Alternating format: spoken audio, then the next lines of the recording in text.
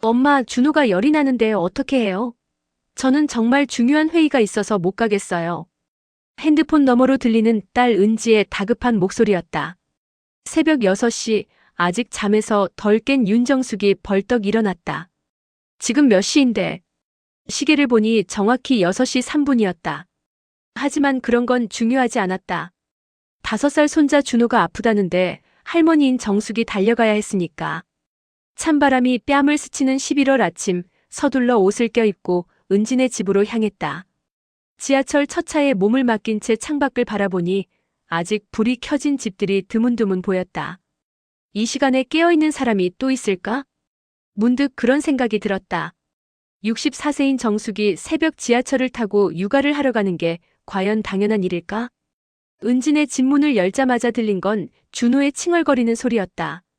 할머니, 머리가 아파요. 작은 손으로 이마를 만지며 힘없이 소파에 누워있는 손자를 보니 가슴이 먹먹해졌다. 우리 준호 할머니가 왔어. 괜찮아질 거야. 은지는 이미 정장을 차려입고 현관에서 구두를 신고 있었다. 엄마 정말 고마워요. 해열제는 8시에 한 번 더 먹이시고 점심은 미역국 끓여서 주세요. 그리고 열이 안 내리면 소아과에 가보세요. 연달아 쏟아지는 지시사항을 들으며 정숙은 고개를 끄덕였다. 35년 동안 은지를 키운 자신이 아이 하나 돌보는 법을 모를 리 없었다. 하지만 그런 말은 하지 않았다. 응, 알았어. 회의 잘하고 와. 네, 그럼 저 늦어서 가볼게요. 현관문이 쾅 하고 닫히는 소리와 함께 집안에는 정숙과 열이 나는 준호만 남았다. 체온계로 재어보니 38.2도였다. 응급실에 갈 정도는 아니지만 신경 쓰이는 열이었다. 정숙은 준호의 이마에 찬 수건을 올려주고 미지근한 물을 조금씩 먹여가며 열을 내리려 했다. 할머니 심심해요. 책 읽어주세요. 평소보다 힘없는 목소리로 준호가 말했다. 30번도 넘게 읽어준 토끼와 거북이 그림책을 또다시 펼쳤다. 옛날에 토끼와 거북이가 살았습니다. 똑같은 이야기를 반복하면서도 준호가 고개를 끄덕이며 들어주는 모습을 보니 뿌듯했다. 이 아이에겐 할머니인 자신이 필요하니까. 하지만 시간이 지날수록 허리가 아프기 시작했다. 소파에 앉아 준호를 안고 있으니 목도 결리고 몸 여기저기가 뻐근했다. 언제부터 이렇게 몸이 힘들어졌을까? 거울에 비친 자신의 모습을 보니 어느새 머리엔 흰머리가 반을 차지하고 있었다. 64세. 결코 젊지 않은 나이였다. 오후 2시쯤 사위 진수에게서 전화가 왔다. 어머니, 준호 어때요? 열 좀 내렸나요? 응, 많이 좋아졌어. 지금 자고 있어. 다행이네요. 그런데 어머니 죄송한데 오늘 저희가 좀 늦을 것 같아요. 은지가 회식이 있다고 하고 저도 야근을 해야 해서. 내일 아침까지 봐주실 수 있으세요? 갑작스러운 부탁이었지만 거절할 수 없었다. 아픈 아이를 혼자 둘 수는 없으니까. 그래, 알았어. 준호랑 집에 있을게. 정말 고맙습니다, 어머니. 사랑해요. 전화를 끊고 나서 한숨이 나왔다. 자신이 계획했던 오늘 일정은 어떻게 되는 거지? 오늘은 오랜만에 친구 순이와 미용실에 가기로 했었는데 그것도 미뤄야겠다. 요즘 들어 이런 일이 자주 생긴다. 열이 내린 준호가 기운을 차리고 일어났다. 할머니, 배고파요. 그래? 우리 준호 배가 고프구나. 할머니가 맛있는 죽 끓여줄게. 부엌에서 닭죽을 끓이면서 문득 자신의 어머니 생각이 났다. 정숙이 어렸을 때 아프면 어머니도 이렇게 정성스럽게 돌봐주셨다. 그때는 당연한 일이라고 생각했는데 이제 와서 보니 얼마나 소중한 일인지 알겠다. 와, 맛있어요. 할머니 죽이 세상에서 제일 맛있어요. 준호가 숟가락을 들고 맛있게 먹는 모습을 보니 힘든 것도 잠시 잊혔다. 하지만 그 뒤로 이어진 놀아달라는 요청, 목욕시키기, 재우기까지. 하루 종일 쉴 틈이 없었다. 밤 9시가 되어서야 준호가 잠들었다. 거실 소파에 털썩 주저앉으니 온몸이 쑤시고 아팠다. 은진의 집 거실에 혼자 앉아 TV를 보고 있는데 갑자기 공허함이 밀려왔다. 자신은 지금 뭘 하고 있는 거지? 64세의 정숙이 다시 육아를 하고 있다는 현실이 새삼 이상했다. 준호를 돌보는 건 좋지만 자신의 삶은 어디로 간 걸까? 문득 집에 있는 다락방 생각이 났다. 결혼하기 전 미술을 전공했던 정숙이 그림. 그리기를 꿈꿨던 그 시절의 물건들이 먼지를 뒤집어 쓰고 있을 것이다. 언제부터 내 꿈을 잊고 살게 되었을까? 은지를 키울 때도 지금 준호를 돌볼 때도 항상 누군가를 위한 삶이었다. 물론 가족을 위하는 마음이니까 후회하지는 않았다. 하지만 가끔은 궁금해진다. 자신이 원하는 삶은 무엇일까? 창밖으로 보이는 도시의 불빛들이 반짝인다. 저 불빛 하나하나가 각자의 꿈을 품고 살아가는 사람들의 이야기겠다. 밤 11시 은지에게서 카톡이 왔습니다. 엄마, 오늘 정말 고마워요. 준호 어때요? 우리가 없어도 잘 놀았나요? 내일도 부탁드릴게요. 사랑해요. 메시지를 읽으며 복잡한 기분이 들었습니다. 고맙다는 말은 하지만 과연 은지가 제 마음을 정말 이해하고 있을까요? 내일도, 또 내일도. 그때 준호가 잠꼬대를 했습니다. 할머니, 사랑해요. 작은 목소리였지만 제 가슴을 따뜻하게 만들어 주었어요. 이 아이에겐 제가 필요합니다. 그리고 저도 이 아이를 사랑하고요. 하지만 동시에 마음 한편으로는 답답함도 느꼈습니다. 과연 이것만이 내가 해야 할 일일까? 나에게도 내 시간이 필요한 건 아닐까? 시계를 보니 자정이 다 되어갔습니다. 내일 아침에도 준호가 깨면 또다시 바쁜 하루가 시작될 거예요. 소파에 몸을 맡기고 눈을 감으려는데 문득 다락방에 있는 낡은 미술용품들이 떠올랐습니다. 30년 전 첫 개인전을 꿈꾸며 사모았던 물감과 붓들 말이에요. 언제쯤 다시 그 붓을 잡아볼 수 있을까? 그런 생각과 함께 잠이 들었습니다. 내일은 또 어떤 일이 기다리고 있을까요? 어머니가 그렇게 예민하게 구시면 곤란해요. 저희도 힘든데. 일주일 후 토요일 아침 은지의 차가운 목소리가 정숙의 귀에 모처럼 박혔다. 단지 하루만 쉬고 싶다고 했을 뿐인데 돌아온 건 이런 반응이었다. 엄마, 저 오늘 대학 동창 모임 있어서 준호 좀 봐주세요. 토요일까지 육아를 부탁하는 은지의 말에 정숙은 조심스럽게 입을 열었다. 은지야, 엄마도 오늘 순이랑 약속이 있어서. 엄마는 어차피 할 일도 없잖아요. 준호 봐주는 게 보람 아니에요? 순간 정숙의 가슴이 턱 막혔다. 할 일이 없다고? 64년을 살아오며 이렇게 자신의 존재가 부정당한다는 느낌을 받은 적이 있었나? 그래도 엄마도 친구들과 만나고 싶어서. 아, 정말. 엄마가 왜 이렇게 예민해요? 그럼 동창들한테 뭐라고 해요? 아이 봐줄 사람이 없어서 못 간다고. 은지의 목소리에 짜증이 묻어났다. 마치 정숙이 떼를 쓰는 아이처럼 취급하는 말투였다. 알았어. 내가 볼게. 결국 정숙은 고개를 떨구며 말했다. 은지는 그제야 밝은 표정으로 돌아섰다. 역시 엄마. 고마워요. 저 늦어서 가볼게요. 현관문이 닫히고 나서 정숙은 한동안 그 자리에 서 있었다. 할 일이 없다니. 그 말이 계속 머릿속에서 맴돌았다. 정말 자신에게는 할 일이 없는 걸까? 준호를 돌보는 것 말고는? 거실 탁자 위에 놓인 핸드폰이 울렸다. 친구 순이었다. 정수가 오늘 이 시에 미용실에서 만나기로 했잖아. 그 다음에 찻집도 가고. 미안해, 순이야. 오늘도 준호 봐야 해서 못 갈 것 같아. 또, 정수가 요즘 너 너무 많이 봐주는 거 아니야? 은지도 엄마 생각을 좀 해야지.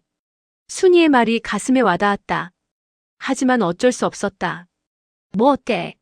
손자보는 게 할머니 일이지. 할머니 일이긴 하지만 내가 너무 많이 희생하는 것 같아서 걱정이야. 전화를 끊고 나서 정숙은 소파에 앉았다. 준호는 아직 자고 있었다. 조용한 집안에서 혼자 앉아 있으니 공허함이 밀려왔다. 순이 말이 맞나? 내가 너무 많이 희생하고 있는 걸까? 문득 지난주에 놓친 약속들이 떠올랐다. 동네 문화센터 서예 강좌 첫날, 고등학교 동창 모임, 오랜만에 잡은 병원 검진 일정. 모두 준호 때문에 취소하거나 연기한 것들이었다. 그때 남편 성우가 신문을 들고 거실로 나왔다. 오늘도 준호 보는 거야? 은지는 어디 갔어? 동창 모임 간다고 하더라고. 그럼 잘 됐네. 내가 봐주니까 은지가 일도 하고 친구들도 만날 수 있는 거 아니야? 성우의 말에 정숙은 고개를 들었다. 당신은 왜 그렇게 당연하게 생각해? 뭘? 내가 준호 보는 걸 말이야. 나도 내 일정이 있고 친구들과 만나고 싶을 때가 있어. 성우가 신문을 내려놓고 정숙을 바라봤다. 정숙아, 갑자기 왜 그래? 평소에 준호 봐주는 거 좋아했잖아. 좋아하는 것과 계속 해야 하는 건 다르지. 에이, 뭔 소리야. 손자 보는 게 얼마나 보람찬 일인데. 다른 할머니들 보면 손자 못 봐서 서운해하는 사람들도 많아. 성호의 반응도 은지와 다르지 않았다. 정숙의 마음은 더욱 착잡해졌다. 나도 가끔은 내 시간이 있었으면 좋겠어. 친구들과 차도 마시고 영화도 보고. 그런 건 언제든지 할 수 있잖아. 근데 준호 같은 예쁜 손자를 키우는 건 지금뿐이야. 성호는 다시 신문을 펼쳤다.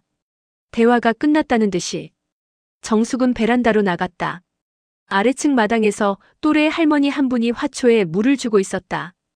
여유로워 보였다. 저분은 지금 뭘 하고 계실까? 손자 육아에 매달려 있을까? 아니면 자신만의 시간을 보내고 계실까? 그때 준호가 일어났다. 할머니, 배고파요. 그래, 우리 준호 배고프구나. 뭐 먹을까? 아침을 준비하면서도 계속 생각이 났다. 지난 6개월 동안 정숙은 일주일에 거의 5일은 준호를 돌봤다. 처음엔 가끔 도와주는 거였는데 어느새 주 담당자가 되어 있었다. 은지와 진수가 맞벌이를 하니까 당연한 일이라고 생각했다. 하지만 정말 당연한 일일까? 할머니, 오늘 뭐 해요? 뭘 하고 싶어? 놀이터 가고 싶어요. 준호의 맑은 목소리에 정숙은 미소를 지었다. 이 아이는 정말 순수하고 예뻤다. 하지만 동시에 마음 한편으로는 피로감이 밀려왔다. 오늘도 하루 종일 아이와 함께 보내겠구나. 놀이터에서 준호가 미끄럼틀을 타는 모습을 지켜보면서 정숙은 벤치에 있는 다른 할머니들을 살펴봤다. 모두들 손자들을 데리고 나온 모습이었다. 정숙 씨 맞죠? 저 백이동에 사는 김영자예요. 옆 벤치에 앉은 할머니가 말을 걸어왔다. 아, 네. 안녕하세요. 손자 보러 나오셨네요. 몇 살이에요? 5살이에요. 아, 우리 손자랑 같네요. 저도 거의 매일 봐주거든요. 영자 할머니의 말에 정숙은 관심이 생겼다. 매일요? 힘들지 않으세요? 힘들긴 하죠. 근데 뭐 어때요? 며느리가 일하는데 도와줘야죠. 그래도 본인 시간도 필요하지 않나요? 영자 할머니가 정숙을 바라봤다. 본인 시간이요? 그런 걸 생각할 여유가 어디 있어요? 손자 키우는 것도 바빠 죽겠는데. 대화를 나누면서 정숙은 자신만 이런 생각을 하는 게 아니라는 걸 알았다. 하지만 영자 할머니는 체념한 듯 했다. 나도 저렇게 체념해야 하는 걸까? 집으로 돌아와서 점심을 준비하는데 은지에게서 문자가 왔다. 엄마, 동창 모임이 저녁까지 이어질 것 같아요. 준호 저녁까지 부탁드려요. 고마워요. 정숙은 핸드폰을 내려다보며 한숨을 쉬었다. 오전에 이 시간 정도만 봐달라던 게 아침부터 저녁까지가 되어버렸다. 이게 맞나? 내가 이렇게 살아야 하나? 답장은 하지 않았다. 무엇을 써야 할지 모르겠었다. 저녁 7시가 되어서야 은지가 돌아왔다. 엄마, 정말 고마워요. 오랜만에 친구들과 즐거운 시간 보냈어요. 환한 표정의 은지를 보며 정숙은 복잡한 마음이 들었다. 딸이 행복해하는 모습은 좋지만 그 행복이 온전히 자신의 희생 위에 세워진 것 같아서 씁쓸했다. 준호 말 잘 들었어요? 응, 잘 놀았어. 다행이다. 엄마, 내일도. 내일은 안 돼. 정숙이 단호하게 말했다. 은지가 놀란 표정으로 쳐다봤다. 왜요? 무슨 일 있어요? 나도 내 일정이 있어. 무슨 일정인데요? 친구들과 약속이 있어. 은지의 표정이 불만스럽게 변했다. 엄마, 그런 약속은 미뤄도 되잖아요. 근데 저는 회사 일이 있어서. 내 약속도 중요해. 엄마, 요즘 왜 이래요? 예전에는 이런 적이 없었는데. 은지의 목소리에 짜증이 섞여 있었다. 정숙은 그 순간 깨달았다. 딸에게 자신은 정말로 그저 편리한 육아 도우미일 뿐이었다. 응, 예전하고는 달라졌어. 나도 이제 내 인생을 생각해보고 싶거든. 내 인생이요? 엄마, 그게 무슨 말이에요? 은지가 당황하며 물었다. 마치 정숙이 이상한 말을 하고 있다는 듯이. 말 그대로야. 나도 64년을 살았는데 남은 인생을 내 마음대로 살아보고 싶어. 그날 밤 정숙은 잠이 오지 않았다. 은지와의 대화가 계속 머릿속을 맴돌았다. 내가 너무 욕심을 부리는 걸까? 아니면 당연한 권리를 찾는 걸까? 새벽 2시 일어나서 물을 마시러 부엌에 갔다가 창밖을 내다봤다. 고요한 아파트 단지에 가로등만 외롭게 서 있었다. 내일부터는 조금씩 달라져야 해. 그렇게 다짐하며 다시 침대로 돌아갔다. 하지만 정작 어떻게 달라져야 할지는 막막했다. 아침이 되면 또다시 준호를 돌봐달라는 요청이 올 것이고 자신은 또다시 할 일 없는 할머니로 취급받을 것이다. 언제까지 이렇게 살아야 하나? 순이의 아쉬운 목소리가 핸드폰 너머로 들려왔다. 또다시 준호를 봐야 해서 거절해야 하는 상황이었다. 월요일 아침 정숙은 침대에서 일어나기 힘들었다. 온몸이 무겁고 마음도 가라앉아 있었다. 지난주 은지와의 대화 이후로 계속 이런 기분이었다. 어머니, 오늘도 준호 좀 봐주세요. 진수가 출장 가서 저 혼자 못 데려가겠어요. 아침 7시 어김없이 걸려온 은지의 전화였다.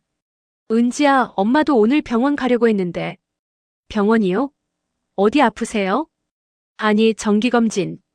6개월째 미뤘거든. 아, 그런 거면 다음 주에 가셔도 되잖아요. 검진은 급한 게 아니니까.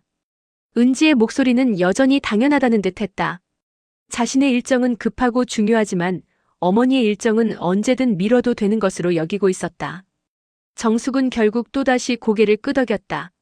하지만 이번엔 마음이 많이 달랐다. 언제까지 이래야 하지? 준호를 데리러 가는 길에 정숙은 아파트 게시판에 붙은 문화센터 프로그램 안내문을 보게 되었다. 시니어 서예교실, 실버 요가, 중년 여성을 위한 미술치료. 미술치료. 그 단어가 가슴에 와닿았다. 언제부터 미술이라는 단어를 잊고 살았을까? 준호와 놀이터에서 시간을 보내는 동안 정숙은 벤치에서 다른 할머니들의 대화를 들었다. 나는 다음 달에 등산 모임 가입할 거야. 건강도 챙기고 사람들도 만나고. 좋겠네. 나도 뭔가 해보고 싶은데 손자 때문에 시간이 없어. 손자도 중요하지만 우리 인생도 생각해야지. 다른 할머니들도 자신만의 활동을 찾고 있었다. 그런데 정숙만 여전히 육아에만 매달려 있는 것 같았다. 집에 돌아와서 점심을 준비하던 중 순이에게서 또 전화가 왔다. 정수가 미안한데 제주도 여행 마지막 확인해야 해서. 정말 못 가는 거지. 응. 미안해. 아니야, 내가 미안할 게 뭐가 있어. 근데 정수가. 응. 너 진짜 괜찮아? 요즘 목소리가 많이 처져 있어.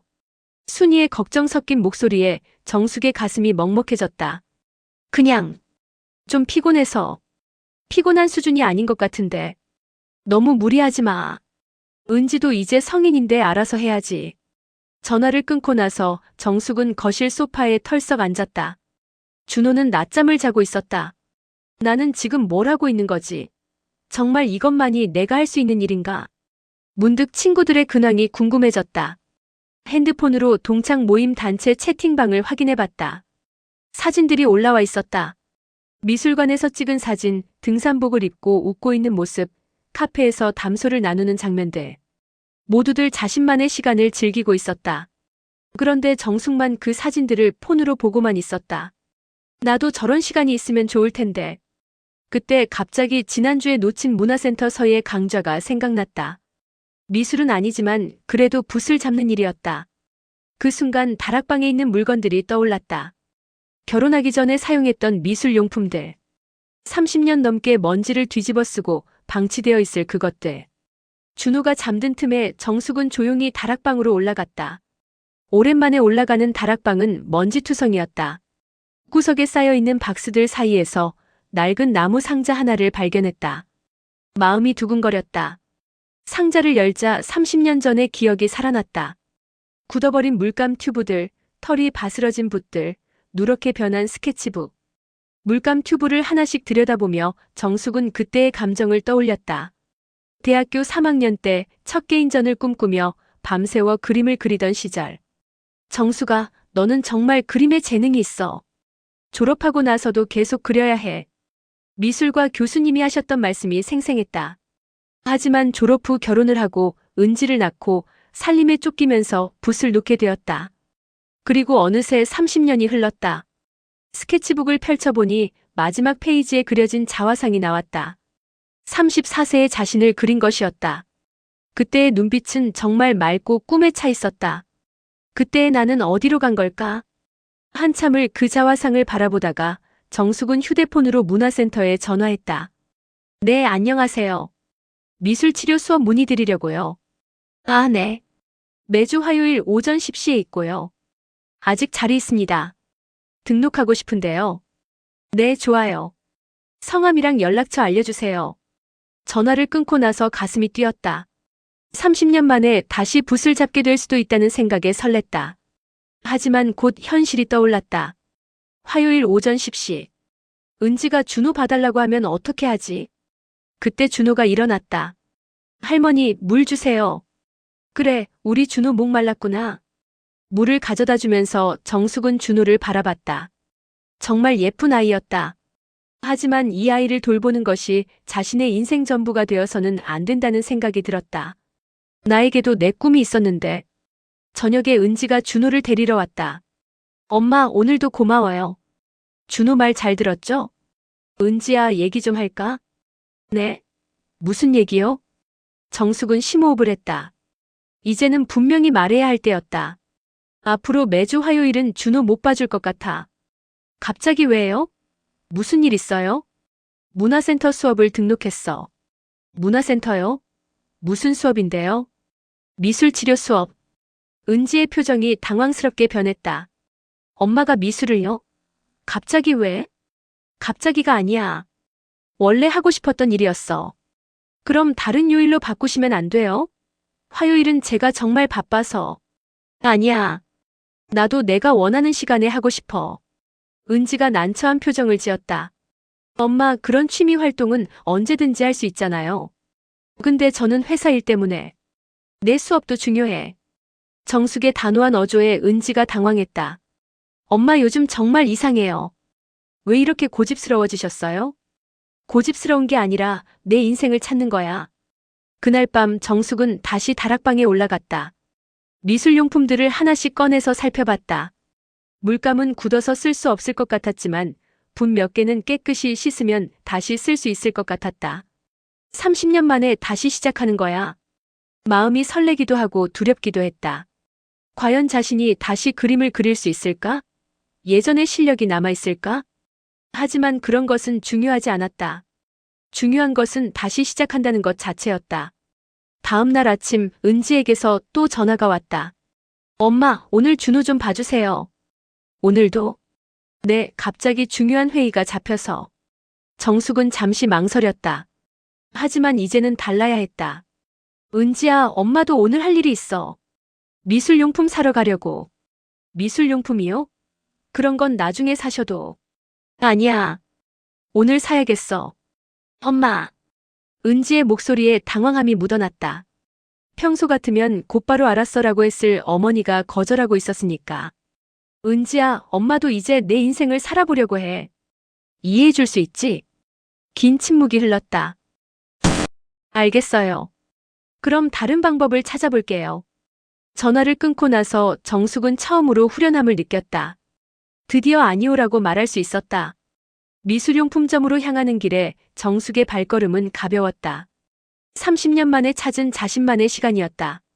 이제 시작이야. 우리 나이에 손자 돌봄이 의무는 아니야. 권리는 더더욱 아니고. 문화센터 미술치료 수업 첫날, 정숙 옆에 앉은 여성이 조용히 말했다. 61세 이연숙. 정숙보다 3살 어렸지만 눈빛에는 확고한 의지가 담겨 있었다. 화요일 오전 10시 문화센터 3층 미술실에 15명의 중년 여성들이 모여 있었다. 강사는 30대 초반의 밝은 여성이었다. 안녕하세요. 저는 김소영 선생님이에요. 앞으로 8주 동안 함께 미술을 통해 마음의 치유를 경험해 보실 거예요. 30년 만에 다시 잡은 붓의 감촉이 낯설었다. 하지만 동시에 그리웠다. 첫 시간은 자유롭게 색칠하기였다. 주제는 나의 현재 마음이었다. 정숙은 파란색과 회색이 섞인 구름 같은 것을 그렸다. 무언가 답답하면서도 희망이 보이는 듯한 색감이었다. 어머니, 그림 정말 잘 그리시네요. 옆에서 현숙이 정숙의 그림을 보며 감탄했다. 아니에요. 너무 오랜만이라. 전에 그림 그리셨어요? 대학교 때 미술을 전공했었거든요. 결혼하고 나서는 붓도 안 잡았지만. 와, 그럼 진짜 실력자시네요. 저는 완전 처음이에요. 현숙의 그림은 정숙과는 달랐다. 빨간색과 노란색이 섞인 역동적인 색감이었다. 뭔가 해방된 듯한 느낌이었다. 수업이 끝나고 함께 카페로 향했다. 자연스럽게 대화가 시작됐다. 저도 손자 둘 키우고 있어요. 현숙이 커피를 마시며 말했다. 정말이요? 몇 살인데요? 7살, 5살. 큰아들 애들이에요. 그럼 저랑 비슷한 상황이네요. 저는 5살 손자 하나 봐주고 있어요. 현숙이 고개를 끄덕였다. 힘들죠? 우리 나이에 다시 육아를 한다는 게. 네. 가끔은 너무 힘들어서. 정숙이 솔직하게 털어놨다. 저는 작년까지 거의 매일 봤어요. 큰며느리가 직장 다니니까 당연하다는 듯이. 지금도 매일 보세요? 아니요.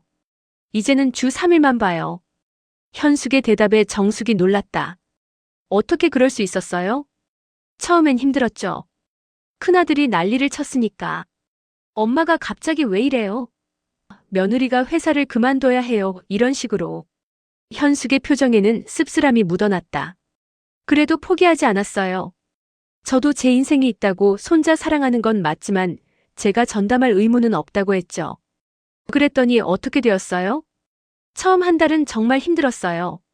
아들한테 욕먹고 며느리한테 원망 듣고 심지어 남편까지 내가 왜 이렇게 이기적이 됐냐고 하더라고요. 정숙은 현숙의 이야기에 깊이 공감했다. 자신이 지금 겪고 있는 일과 똑같았다. 그런데 어떻게 견뎌내셨어요? 생각해보니까 억울하더라고요. 제가 평생 가정에서 희생했는데 마지막 20년도 똑같이 살아야 한다는 게. 현숙이 커피잔을 내려놓으며 말했다. 그래서 단호하게 선을 그었어요. 주 3일은 제 시간, 나머지는 손자들과 보내는 시간이라고. 아들이 받아들였어요? 처음엔 안 받아들였죠. 그런데 제가 계속 일관되게 하니까 어쩔 수 없이 받아들이더라고요. 며느리도 워킹맘 커뮤니티에서 육아 도우미를 구했고요. 정숙은 현숙의 이야기를 들으며 부러웠다. 어떻게 그렇게 단호할 수 있었을까? 후회하지 않으세요? 전혀요. 오히려 더 일찍 할 걸 그랬어요. 이제 화요일엔 미술 수업, 목요일엔 요가, 토요일엔 등산 모임 가요. 와, 정말 부러워요. 정숙 씨도 할 수 있어요. 시작이 어려울 뿐이지. 그날 저녁 집에 돌아온 정숙은 현숙의 말을 곱씹어봤다. 나도 할 수 있을까? 은지에게 단호하게 선을 그을 수 있을까? 다음 날 아침 예상했던 전화가 왔다. 엄마 어제 수업 어떻게 끝났어요? 좋았어. 그럼 이제 그만하셔도 되겠네요. 오늘부터 다시 준호 봐주세요. 은지의 당연한 말투에 정숙의 가슴이 답답해졌다. 왜 그만해야 해? 어제 한번 해보셨잖아요. 이제 만족하셨죠? 8주 과정이야. 앞으로 7번 더 가야 해. 엄마, 그런 취미는 나중에 하셔도 되잖아요. 지금은 준호가 더 중요해요. 현숙의 얼굴이 떠올랐다. 우리 나이에 손자 돌봄이 의무는 아니야. 은지야, 엄마도 이제 내 시간을 좀 가지고 싶어. 내 시간이요? 엄마, 무슨 말씀이세요? 매주 화요일은 수업이 있으니까 준호는 못 봐줘. 긴 침묵이 흘렀다. 엄마 진짜예요? 그럼 저는 어떻게 해요? 내가 알아서 해야지. 알아서 하라고요? 엄마, 저도 생활이 있어요. 회사도 다녀야 하고. 나도 내 생활이 있어. 엄마의 생활이 뭐예요? 그림 그리기가 회사 다니는 것보다 중요해요? 은지의 목소리에 화가 섞여 들어갔다. 중요하지 않다고 해서 포기해야 하는 건 아니잖아. 엄마 요즘 정말 이상해요. 예전에는 이런 적이 없었는데. 그날 오후 정숙이 준호를 돌보고 있을 때 성호가 일찍 퇴근했다. 여보, 은지한테 들었는데 매주 화요일에는 준호 안 본다고. 응. 수업이 있어서. 무슨 수업이 그렇게 중요해? 남편까지 같은 반응을 보이자 정숙은 한숨이 나왔다. 당신도 그렇게 생각해? 아니, 갑자기 왜 이러는지 모르겠어. 평소에 준호 봐주는 거 좋아했잖아. 좋아하는 것과 계속 해야 하는 건 다르다고. 에이, 뭔 소리야. 손자 보는 게 그렇게 힘든 일이야? 힘들어. 정숙이 단호하게 말했다. 64살에 육아를 한다는 게 얼마나 힘든지 알아? 다른 할머니들은 다 하는데 너만 유독 힘들어해. 다른 할머니들이 어떻게 사는지는 모르겠고 난 이제 내 방식대로 살고 싶어. 성우가 신문을 펼치며 투덜거렸다. 나이 들수록 고집만 세진다. 목요일 두 번째 미술 수업 시간에 현숙을 다시 만났다. 어때요? 말씀하셨어요? 네. 그런데 가족들이 다 반대해요. 처음엔 다 그래요. 저희 집도 한 달 동안 전쟁터였어요. 현숙이 위로하듯 말했다. 그런데 어떻게 견뎠어요? 버텼죠.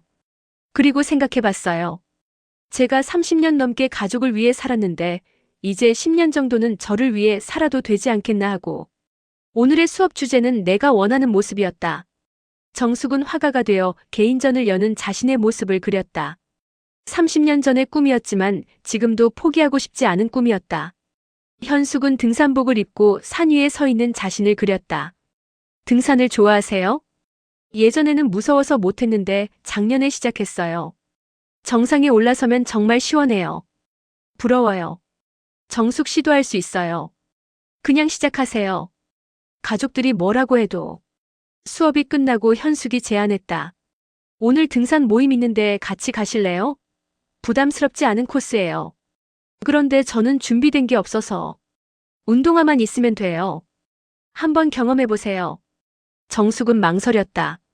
집에 가서 저녁 준비를 해야 했다. 하지만 현숙의 권유가 마음에 와닿았다. 좋아요. 해볼게요. 그날 오후 정숙은 처음으로 등산을 경험했다. 처음엔 힘들었지만 산 중턱에서 내려다본 풍경이 아름다웠다. 어때요? 현숙이 물었다. 좋네요. 이런 게 있는 줄 몰랐어요. 저도 손자들 키우느라 바쁠 때는 이런 걸 생각해 본 적이 없었어요. 함께 등산한 사람들은 모두 비슷한 연령대의 여성들이었다. 각자 다른 이유로 등산을 시작했지만 모두 자신만의 시간을 찾고 있었다. 처음엔 가족들이 반대했어요. 위험하다고 집안일은 누가 하냐고. 한 언니가 말했다. 그런데 지금은 어떠세요? 이제는 아무 말 안 해요. 제가 건강해지고 기분이 좋아지니까 가족 분위기도 좋아졌거든요. 집에 돌아가는 길에 현숙이 말했다. 정숙 씨, 우리 나이에는 눈치 볼 시간이 없어요. 남은 인생이 얼마나 될지 모르는데. 맞아요. 다음 주 화요일에도 수업 나오세요. 그리고 가능하면 등산도 함께 해요. 그날 밤 집에 들어가니 성우가 기다리고 있었다. 어디 갔었어? 연락도 없이. 등산 갔다 왔어. 등산? 누구랑? 미술 수업에서 만난 사람들이랑. 성우가 의아한 표정을 지었다. 갑자기 등산은 왜? 해보고 싶어서. 나이 들어서 무슨 등산이야? 다칠 수도 있는데. 하지만 정숙은 더 이상 설명하지 않았다. 현숙의 말이 옳았다. 눈치 볼 시간이 없었다. 이제 시작이야. 내 인생을 찾는 거야. 그날 밤 정숙은 오랜만에 깊이 잠들었다. 마음이 한결 가벼웠다. 엄마가 아프면 우리는 어떡해요? 응급실 침대에 누워있는 정숙을 바라보며 은지가 내뱉은 첫마디였다. 어머니 괜찮으세요? 가 아니라 우리는 어떡해요? 였다. 화요일 아침 세 번째 미술 수업을 가려던 정숙은 현관에서 쓰러졌다. 어지러움이 몰려오면서 온몸에 힘이 빠졌고 그대로 바닥에 주저앉았다. 다행히 옆집 아주머니가 발견해서 119를 불렀다. 의식을 잃었다가 깨어난 곳은 병원 응급실이었다. 혈압이 많이 올라가 있고요. 스트레스성 어지럼증이 심합니다. 몸이 많이 피곤하셨죠? 응급실 의사의 말에 정숙은 고개를 끄덕였다. 최근 몇 주 동안 밤에 잠을 제대로 못 잤다. 가족들과의 갈등 때문에 마음이 편치 않았고 몸도 계속 무거웠다. 일단 하루 정도 입원 관찰이 필요할 것 같습니다.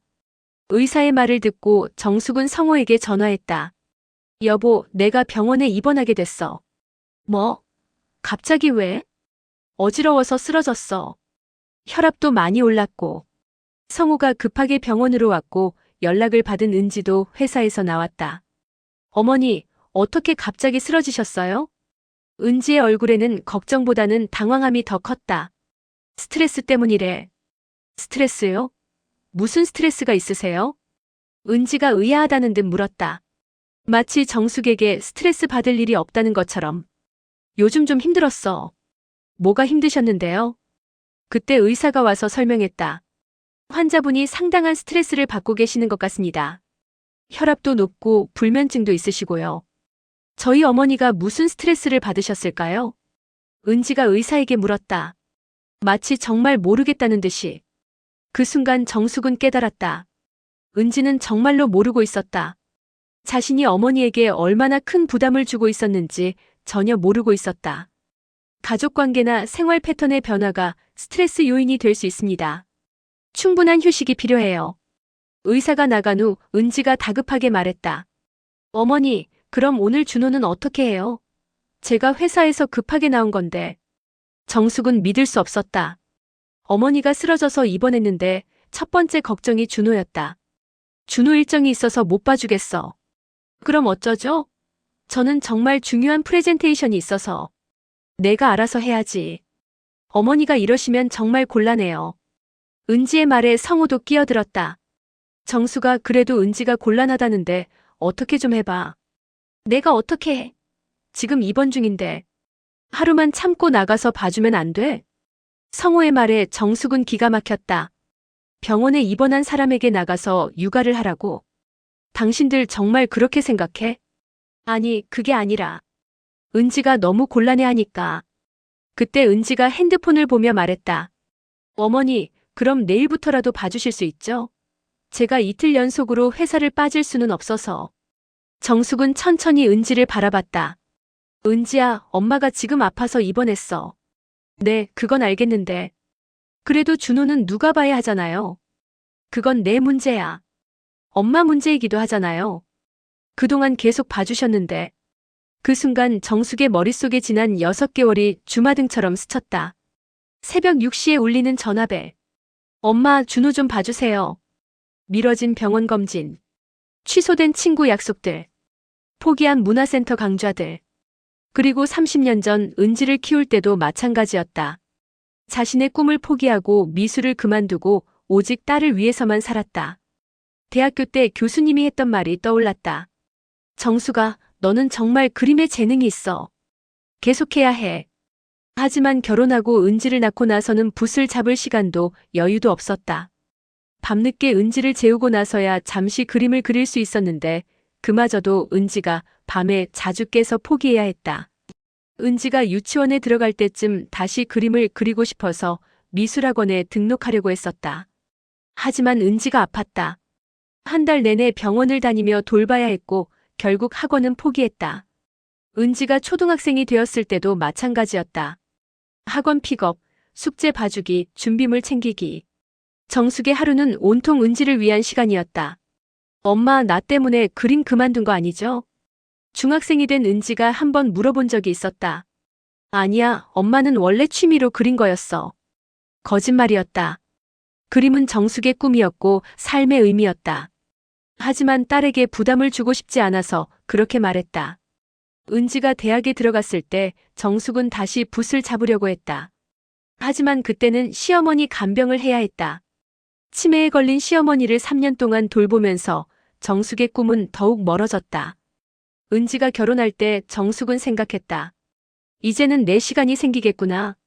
하지만 준호가 태어나면서 다시 육아가 시작됐다. 이번엔 할머니 육아였다. 어머니, 정말 내일부터는 괜찮으시죠? 은지의 목소리가 들렸다. 정숙은 천천히 고개를 돌려 딸을 바라봤다. 은지야, 엄마가 너를 키울 때 무엇을 포기했는지 알아? 네. 갑자기 왜 그런 말씀을? 미술을 포기했어. 30년 전에. 아, 그러셨구나. 근데 그게 지금과 무슨 상관이? 그 꿈을 다시 찾고 싶어. 이제라도. 꿈이요? 엄마, 그런 건 언제든지 할 수 있잖아요. 은지의 대답에 정숙은 허탈했다. 언제든지 할 수 있다고? 난 64살이야. 언제든지 할 수 있는 나이가 아니라고. 그래도 지금 급한 건 준호인데. 준호가 너보다 급하냐? 네. 무슨 말씀이세요? 너도 한때는 준호 같은 아이였어.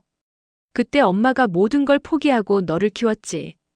그건 당연한 거 아니에요? 당연하다. 은지에게는 어머니의 희생이 당연한 것이었다. 그럼 이제 내가 준호를 키우는 것도 당연하다고 생각하는 거야? 그게 아니라 어머니가 도와주시면 저희가 편해지잖아요. 내가 편한 건 생각 안 해? 엄마는 할 일이 많이 없으시잖아요. 또다시 나온 그 말이었다. 할 일이 없다. 정숙은 눈을 감았다. 64년을 살아오면서 이렇게 자신의 존재가 무시당한다고 느낀 적이 있었을까? 은지야, 엄마도 사람이야. 네, 물론이죠. 그럼 사람으로 대해줘. 그냥 편리한 육아 도구가 아니라. 은지가 당황한 표정을 지었다. 엄마, 저희가 언제 그렇게 했어요? 지금 그렇게 하고 있잖아. 그때 간호사가 들어와서 말했다. 환자분 안정이 필요하니까 오늘은 충분히 쉬세요. 은지와 성우가 나간 후 정숙은 혼자 병실에 누워 생각했다. 내가 이 가족에게 뭘까? 정말 그냥 육아 도구일 뿐일까? 핸드폰이 울렸다. 현숙이었다. 정숙 씨, 오늘 수업 안 나와서 걱정됐어요. 병원에 입원했어요. 어머, 왜요? 많이 아파요? 스트레스 때문에 쓰러졌어요. 아이고, 혹시 가족 때문인가요? 정숙은 울음이 나왔다. 현숙이 자신의 마음을 이해해주는 유일한 사람이었다. 네. 딸이 제가 아프다는데도 손자 봐달라고 해요. 어머나, 정말요? 어머니가 아프면 우리는 어떡하냐고 하더라고요. 정말 너무하네요. 걱정은 안 하고, 걱정보다는 불편해하는 것 같아요. 정숙 씨, 이제 정말 확실하게 선을 그어야겠어요. 현숙의 말에 정숙은 고개를 끄덕였다. 네, 이제 알겠어요. 제가 뭔지. 그날 밤 정숙은 30년 전 다락방에 넣어둔 자화상을 떠올렸다. 그때의 자신은 꿈에 찬 눈빛을 하고 있었다. 그 사람은 어디로 간 걸까? 언제부터 나는 그냥 누군가의 어머니, 누군가의 할머니로만 살게 된 걸까? 다음 날 아침 퇴원하면서 은지가 또 말했다. 어머니, 이제 좀 나아지셨죠? 오늘부터 준호 부탁드려요. 정숙은 딸을 바라봤다. 정말 아무것도 변하지 않았다. 안 돼. 네. 앞으로 육아는 못 도와줄 것 같아. 엄마, 설마 진짜는 아니시죠? 정숙은 더 이상 대답하지 않았다.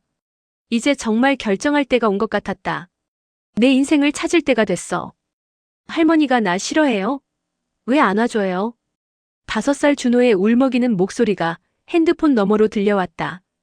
은지가 일부러 준호에게 전화를 걸게 한 것이었다.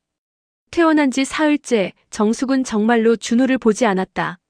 은지가 아무리 전화해도 거절했고 문자를 보내도 답하지 않았다. 할머니, 보고 싶어요. 준호의 작은 목소리에 정숙의 가슴이 찢어질 것 같았다. 하지만 마음을 굳게 먹었다. 준호야, 할머니가 싫어하는 게 아니라. 그럼 왜 안아줘요? 엄마가 자꾸 화내고 아빠도 짜증내요. 전화를 끊고 나서 정숙은 소파에 주저앉았다. 눈물이 났다. 준호에게는 죄가 없는데 이 아이까지 상처받고 있었다. 그때 현관문이 거칠게 열렸다. 은지였다. 얼굴이 창백하고 눈이 부어 있었다. 엄마, 이게 뭐예요? 손에 든 것은 사표였다. 회사 그만둔다는 거예요? 어쩔 수 없잖아. 준호 봐줄 사람이 없는데. 은지의 목소리는 떨리고 있었다. 사표를 냈어? 아직 안 냈어요. 근데 냐 거예요. 엄마가 안 도와주시면. 이것은 협박이었다. 딸을 위해서는 뭐든 하는 어머니의 마음을 아는 은지의 마지막 카드였다. 왜 나한테 책임을 떠넘겨? 책임을 떠넘긴다고요? 엄마가 갑자기 안 도와주시니까 어쩔 수 없는 거잖아요. 갑자기가 아니야. 6개월 동안 계속 얘기했어. 뭘 얘기했어요? 그냥 투정 부린 것 같았는데. 투정. 정숙의 진심이 은지에게는 그저 투정으로 보였던 것이다. 내가 힘들다고 내 시간이 필요하다고 했잖아. 엄마 시간이 뭐가 그렇게 중요해요? 그림 그리는 게 제 일자리보다 중요해요? 너에게는 안 중요할 수도 있겠지만 나에게는 중요해. 엄마가 이기적이에요. 그 말에 정숙에 참고 있던 화가 폭발했다. 이기적이라고? 내가? 네. 완전히 이기적이에요. 자기 취미 때문에 가족을 못 살게 굴고 30년 동안 너를 키우느라 내 꿈을 포기한 게 이기적이야? 그건 엄마가 알아서 선택한 거잖아요. 그럼 이제는 내가 나를 선택하면 안 돼? 할머니가 손자 돌보는 건 당연한 거 아니에요? 당연하다. 또다시 나온 그 말이었다. 당연하지 않아. 정숙이 단호하게 말했다. 당연하지 않다고요? 그럼 다른 할머니들은 다 바보예요? 다른 할머니들이 어떻게 사는지 모르겠고 난 이제 내 방식대로 살 거야. 그때 성우가 들어왔다. 은지가 울고 있는 모습을 보고 당황했다. 무슨 일이야? 아빠 엄마가 저 회사 그만두라고 해요. 은지가 울먹이며 말했다. 성우가 정숙을 쳐다봤다. 정숙아, 이게 뭐야? 나는 은지 보고 회사 그만두라고 한 적 없어. 은지가 스스로 선택한 거야. 준호를 안 봐주니까 어쩔 수 없이 그런다는 거잖아. 그건 은지 선택이야. 성우의 얼굴이 붉어졌다. 정수가 제정신이야? 딸이 회사 그만둔다는데 내가 왜 책임져야 해? 내가 도와주지 않으니까 그런다잖아. 도와주는 것도 한계가 있어. 한계라고. 손자 하나 보는 게 그렇게 힘들어? 힘들어. 에이, 말도 안 돼. 다른 할머니들 보면 손자 몇 명씩 키우는 사람들도 있어. 그럼 당신이 봐. 뭐? 나 대신 당신이 준호 봐봐. 그럼 내가 얼마나 힘든지 알 거야. 내가 어떻게 봐? 나는 회사 다녀야 하는데. 나는 회사 안 다녀도 된다고 생각하는 거야? 그건 다른 문제지. 성호의 이중자 때에 정숙은 어이없었다. 그때 은지가 소리쳤다. 엄마 정말 이렇게 하실 거예요? 정말이요? 응. 그럼 저는 어떻게 해요? 준호는 어떻게 하고? 내가 알아서 해야지. 정말 매정해요. 이렇게 매정한 엄마인 줄 몰랐어요. 은지가 울면서 집을 나갔다. 성호도 한숨을 쉬며 따라 나갔다. 집안이 조용해졌다. 정숙은 소파에 앉아 멍하니 TV를 쳤다. 하지만 아무것도 보이지 않았다. 내가 잘못한 걸까? 마음 한편으로는 미안함이 밀려왔다. 은지가 정말 회사를 그만두게 되면 어떡하지? 준호는 또 어떻게 되고? 하지만 다른 한편으로는 억울했다. 왜 자신이 모든 책임을 져야 하는가? 왜 자신의 인생은 중요하지 않은가? 밤늦게 성호가 돌아왔다. 은지가 정말 사표 냈어. 정말? 응. 오늘 인사팀에 제출했어. 정숙의 가슴이 무너졌다. 정말 딸이 회사를 그만두게 된 것이다. 정수가 이제라도 다시 생각해봐. 은지가 백수가 되면 어떡해? 은지가 선택한 거야. 선택을 그렇게 만든 건 너잖아. 나는 내 한계를 말한 것뿐이야. 한계라고. 손자 하나 보는 게. 성호의 말에 정숙은 한계를 느꼈다. 남편도 딸도 자신을 이해하지 못했다. 당신도 은지 편이구나. 편을 나누는 게 아니라 상식적으로 생각해봐. 상식? 할머니가 손자 돌보는 게 상식이지. 그 상식 때문에 내가 죽어가고 있는데? 죽어간다고? 너무 심하게 말하는 거 아니야? 성호는 정말로 모르고 있었다. 정숙이 얼마나 힘들어했는지, 얼마나 자신을 잃어가고 있었는지. 다음 날 아침 정숙은 현숙에게 전화했다. 현숙아, 나 어떻게 해야 할까? 왜요? 무슨 일이에요? 정숙은 어제 있었던 일을 모두 털어놨다. 은지가 사표를 냈다는 것도. 어머나, 딸이 그렇게 나왔어요? 내가 잘못한 걸까? 뭘 잘못했어요? 정숙 씨는 아무 잘못이 없어요. 그래도 딸이 회사를 그만두게 됐는데. 그건 딸이 선택한 거예요. 정숙 씨가 강요한 게 아니라. 하지만 정숙 씨, 지금 포기하면 평생 후회해요. 현숙의 말이 가슴에 와닿았다. 저도 처음에 비슷한 일이 있었어요. 큰아들이 엄마 때문에 우리 가정이 무너진다고 하더라고요. 그럼 어떻게 하셨어요? 버텼어요. 일주일 동안 아무도 저한테 말 걸지 않더라고요. 정말 힘들었어요. 그런데 시간이 지나니까 아들도 며느리도 받아들이더라고요. 어쩔 수 없으니까. 정말이요? 네. 지금은 오히려 제가 건강해지고 행복해하니까 가족들도 좋아해요. 오후에 시댁 큰형님에게서 전화가 왔다. 성호가 형님에게까지 이야기한 모양이었다. 올케, 은지가 회사 그만둔다며? 네. 올케가 좀 도와줘야지. 어떻게 할머니가 손자 안 돌봐줘? 또다시 듣는 말이었다. 형님, 저도 제 일정이 있어서요. 무슨 일정이 손자보다 중요해? 제게는 중요해요. 올케가 요즘 이상해졌다는 말이 많네. 나이 들어서 고집만 세졌어. 전화를 끊고 나서 정숙은 현실을 깨달았다. 가족뿐만 아니라 친척들까지 모두 자신을 비난하고 있었다. 저녁에 은지가 또 왔다. 이번에는 준호를 데리고 왔다. 할머니. 준호가 달려와서 안겼다. 정숙의 마음이 미어졌다. 엄마, 준호가 할머니 보고 싶다고 해서 왔어요. 은지의 목소리는 차가웠다. 할머니, 왜 안 와줘요? 저 혼자 있으면 무서워요. 준호의 말에 정숙은 눈물이 났다. 엄마 보세요. 준호가 얼마나 할머니를 찾는지. 은지야, 저는 내일부터 백수예요. 좋으세요? 엄마가 원하던 일이 됐어요. 내가 언제 내가 백수가 되길 바랐어? 안 도와주시면서 무슨 소리예요? 도와주는 것과 전담하는 건 달라. 같은 말이에요. 은지가 준호를 데리고 나가면서 마지막으로 말했다. 엄마, 정말 마지막이에요. 다시 한번 생각해 보세요. 그날 밤 정숙은 잠을 이루지 못했다. 온 가족이 자신을 등졌다. 딸은 회사를 그만뒀고 손자는 할머니를 찾고 있고 남편은 자신을 이해하지 못했다. 내가 정말 이기적인 걸까? 내가 너무 고집스러운 걸까? 새벽 3시 정숙은 다락방에 올라갔다. 30년 전 자화상을 다시 꺼내봤다. 그때의 자신은 정말 행복해 보였다. 꿈이 있었고 희망이 있었고 자신만의 세계가 있었다. 그때의 나는 이기적이었나? 꿈을 꾸는 게 이기적인 일인가? 문득 깨달았다. 자신이 포기하면 평생 이렇게 살아야 한다는 것을. 누군가의 엄마, 누군가의 할머니로만 존재해야 한다는 것을. 아니야.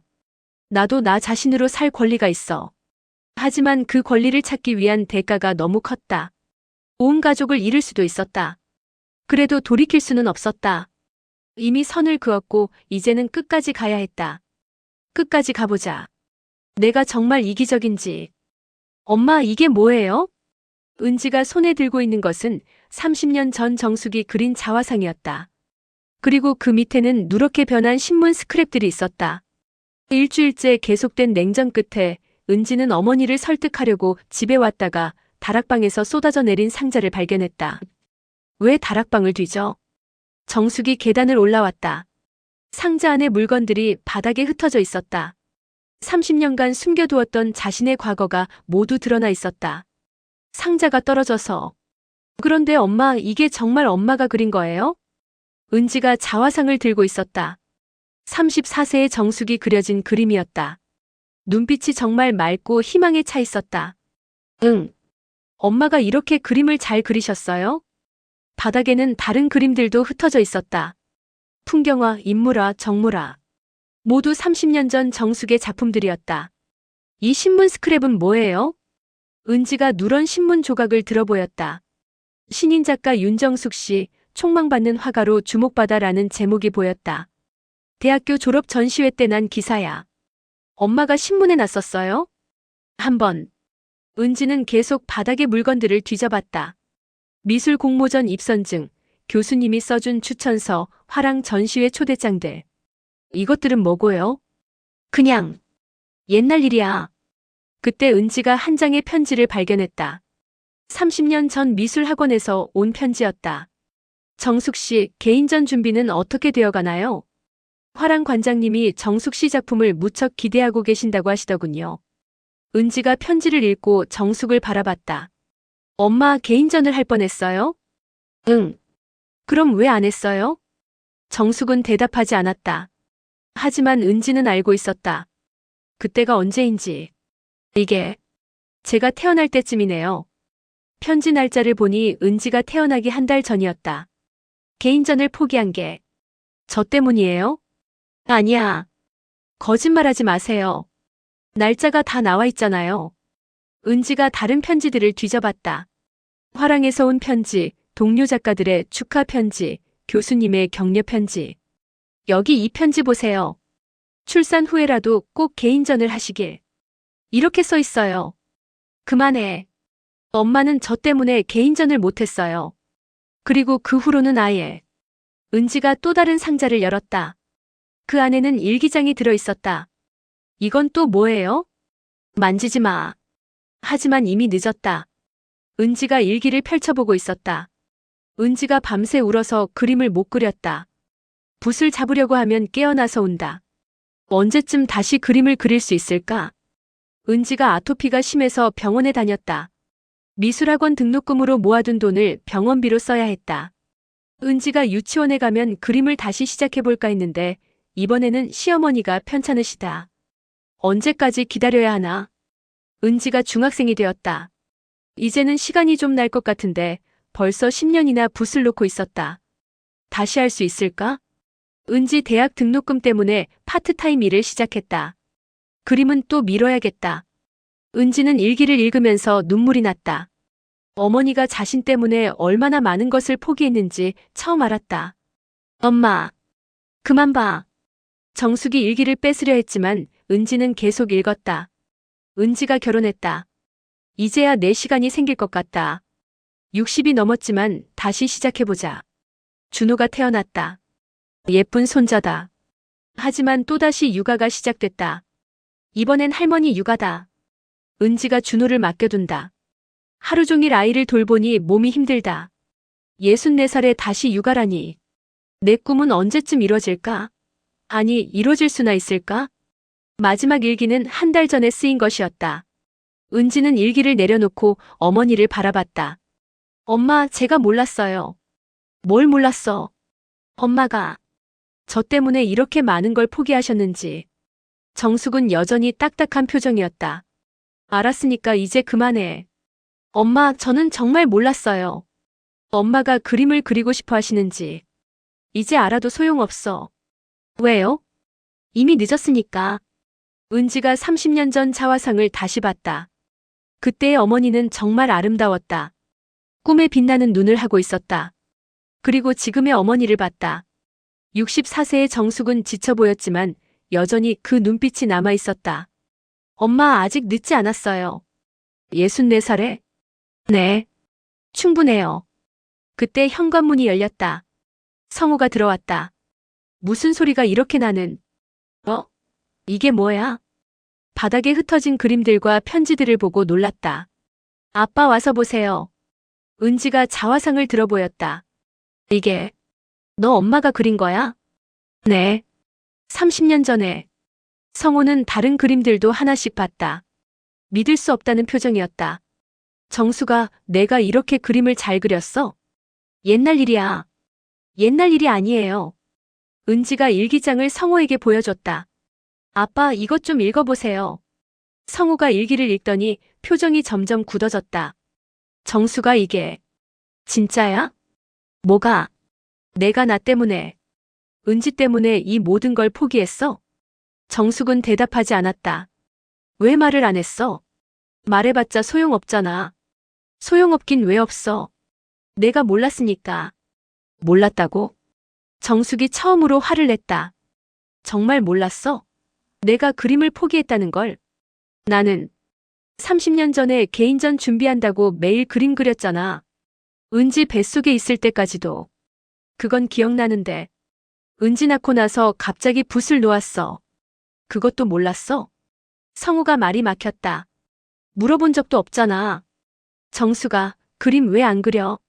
한 번이라도 물어봤어? 나는 내가 육아 때문에 바빠서 못 그리는 거라고 생각했어. 그럼 언제 다시 시작하라고 말한 적 있어? 그건 한 번도 없잖아. 심지어 은지가 대학 갔을 때도 결혼했을 때도. 정숙의 목소리가 떨렸다. 나만 참으면 되는 거라고 생각했지? 나만 포기하면 가족이 편하니까. 은지가 끼어들었다. 엄마, 정말 죄송해요. 미안하다고 해서 30년이 돌아와? 그건 아니지만 그동안 내가 얼마나 허무했는지 알아? 내 꿈이 하나씩 죽어가는 걸 지켜보는 게 얼마나 힘든지 알아? 정숙의 눈에 눈물이 고였다. 그래도 참았어. 가족이 좋으니까. 은지가 잘 자라는 걸 보니까 보람도 있었고. 그럼 왜 이제 와서? 이제 와서가 아니야. 준호 때문에 또 똑같은 일이 반복되고 있어서 그래. 그건 30년 전에 은지 때문에 포기한 꿈을 이제 준호 때문에 영영 포기하라는 거야? 은지가 울기 시작했다. 엄마, 저는 정말 몰랐어요. 몰랐으니까 괜찮다는 거야? 아니에요. 제가 잘못했어요. 잘못했다는 걸 아니까 이제 어떻게 할 거야? 은지가 머뭇거렸다. 그리고 조심스럽게 말했다. 제가 회사를 다시 다녀볼게요. 사표 냈다며? 아직 처리 안 됐어요. 다시 처리할 수 있어요. 그럼 준호는? 제가 알아볼게요. 어린이집이든 육아도우미든. 정숙이 딸을 바라봤다. 정말이야? 네. 그리고 엄마 미술 수업 계속 다니세요. 이제 와서 허락해줘서 고마워야 하나? 죄송해요. 그때 성우가 말했다. 정수가 나도 미안해. 정말 몰랐어. 당신도 이제 와서. 앞으로는 달라질 거야. 내가 도울 수 있는 일이 있으면 말해. 정숙은 바닥에 흩어진 30년 전 그림들을 바라봤다. 이제 와서 뭘 어떻게 해? 엄마 아직 늦지 않았어요. 은지가 자화상을 들어 보였다. 이 그림 속 엄마는 아직 살아있어요. 엄마 눈 속에서 정숙이 자신의 자화상을 봤다. 30년 전 그 꿈꾸던 눈빛이 아직도 선명했다. 정말 늦지 않았을까? 네. 엄마가 행복하시면 저희도 행복해요. 그때 준호가 집에 들어왔다. 진수가 데려온 것이었다. 할머니. 준호가 달려와서 안겼다. 할머니, 이게 뭐예요? 준호가 바닥에 그림을 가리켰다. 할머니가 그린 거야. 할머니가 그림도 그려요? 응. 와, 정말 예뻐요. 할머니 진짜 잘 그리시네요. 준호의 순수한 칭찬에 정숙의 마음이 따뜻해졌다. 할머니, 저한테도 그림 가르쳐 주세요. 정말? 네. 할머니처럼 잘 그리고 싶어요. 그 순간 정숙은 깨달았다. 자신의 꿈을 포기하는 것이 가족을 위한 일이 아니었다는 것을. 오히려 자신이 행복해야 가족도 행복할 수 있다는 것을. 그래, 할머니가 가르쳐 줄게. 정말이요? 응. 하지만 할머니도 먼저 다시 배워야 해. 그날 저녁 온 가족이 함께 정숙의 30년 전 작품들을 봤다. 그리고 정숙이 얼마나 큰 재능을 가지고 있었는지, 그 재능을 위해 얼마나 많은 것을 희생했는지 알게 됐다. 이제야 시작이구나. 정숙은 30년 전 자화상을 바라보며 생각했다. 늦었지만 포기하지는 않겠다고. 할머니, 이번 그림은 정말 예뻐요. 3개월 후 문화센터 미술실에서 준호가 정숙의 새 작품을 보며 감탄했다. 캔버스에는 바닷가에서 손자와 함께 조개 껍질을 줍는 할머니의 모습이 그려져 있었다. 정말이요? 네. 이 할머니가 저랑 할머니 같아요. 준호의 순수한 칭찬에 정숙의 얼굴에 미소가 번졌다. 매주 화요일과 목요일 정숙은 문화센터에서 미술치료 수업을 듣고 있었다. 그리고 토요일마다는 준호와 함께 할머니의 그림 교실 시간을 갖고 있었다. 정숙 씨, 솜씨가 정말 늘었네요. 현숙이 다가와서 말했다.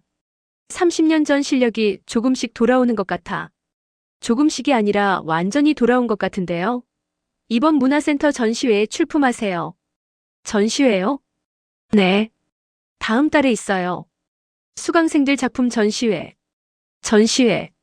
30년 전 꿈꿨던 그 순간이 다시 현실이 될 수도 있다는 생각에 가슴이 뛰었다. 생각해 볼게요. 수업이 끝나고 집에 돌아오니 은지가 준호와 함께 저녁 준비를 하고 있었다. 엄마 오셨어요? 수업 어떠셨어요? 좋았어. 은지는 3개월 전과 완전히 달라져 있었다. 회사 일을 조정해서 오후 6시면 퇴근하고 준호 돌봄도 직접 하고 있었다. 처음엔 힘들어했지만 지금은 오히려 아이와 보내는 시간을 즐기고 있었다.